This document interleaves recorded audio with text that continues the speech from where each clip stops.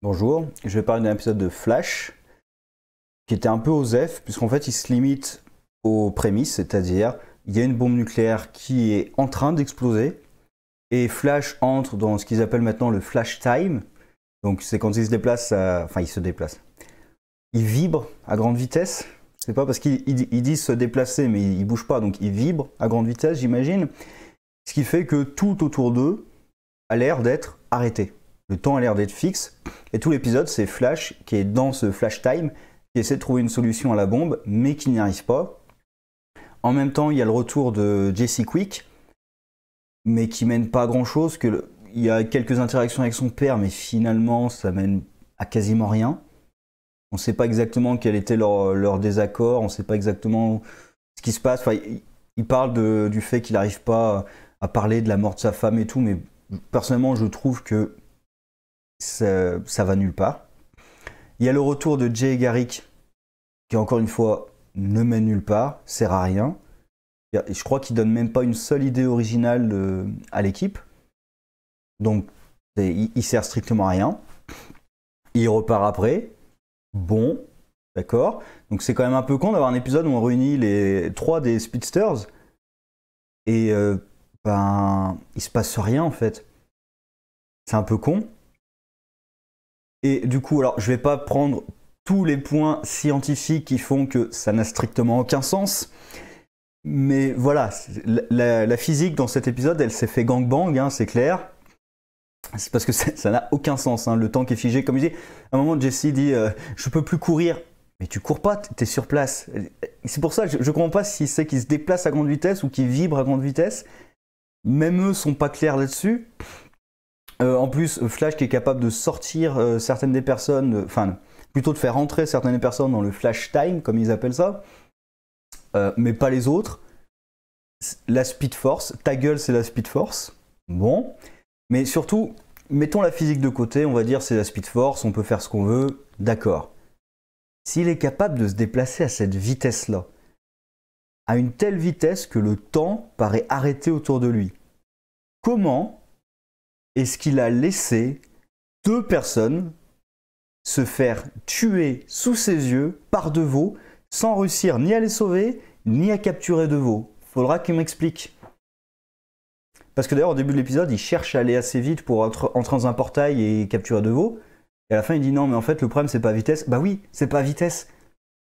Tu peux arrêter le temps tellement tu te déplaces vite. Et même une fois le temps arrêté, il peut continuer à se déplacer à grande vitesse dans le temps arrêté. Comment est-ce qu'il a pas réussi à capturer de veaux? Ça n'a pas de sens. Et c'est le problème majeur que j'ai avec cette série, mais avec beaucoup de séries de super-héros avec des pouvoirs. Les pouvoirs sont gérés par le scénario. Si il faut qu'il soit assez rapide pour que l'épisode tourne autour du fait qu'ils doivent arrêter la bombe alors qu'elle est en train d'exploser, il est assez rapide.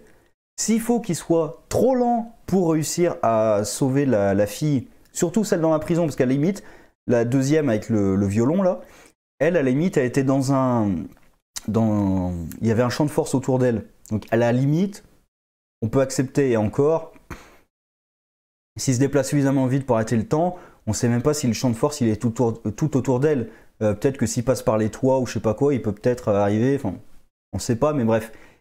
La première, vraiment, il n'y avait pas de champ de force, il n'y avait rien. C'était un terrain dégagé dans la cour de la prison. S'il est capable de se déplacer aussi vite, et il était capable, vu que la scène du procès, il a pu parler avec sa femme dans le flash time. Comment est-ce qu'il n'a pas réussi à la sauver? Et de façon générale, comment est-ce qu'il fait pour ne pas arrêter de veau? C'est pas logique. Tu peux pas faire un personnage qui est aussi cheaté que ça dans cet épisode, et dans d'autres épisodes, il se fait défoncer alors qu'il a les pouvoirs pour. Sinon, il y a vraiment rien d'autre à dire sur cet épisode.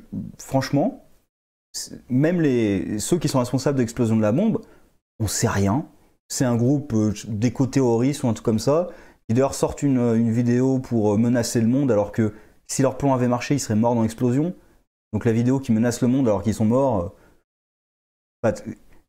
Si t'as quelques membres du groupe qui se sacrifient, c'est une chose. Si t'as tout le groupe qui se sacrifie, ben c'est plus une menace, quoi. C'est un peu con.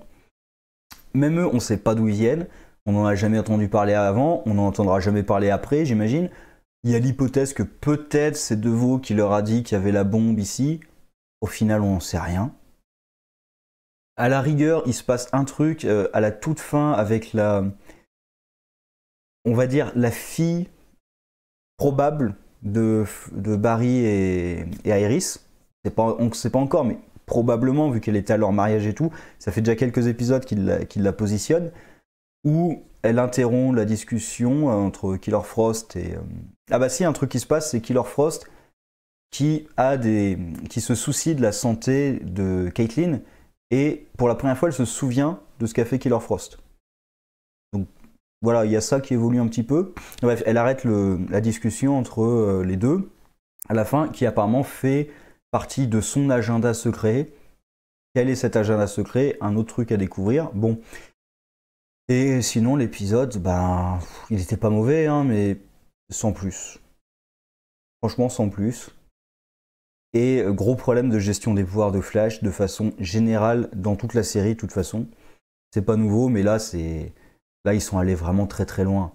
Et moi, j'adore aussi les pseudo-explications scientifiques sur pourquoi est-ce qu'on peut pas arrêter la bombe, pourquoi est-ce que je peux pas la déplacer, pourquoi est-ce que si on balance suffisamment d'explosions dessus, si on balance suffisamment d'énergie dessus, c'est bon, elle va s'arrêter.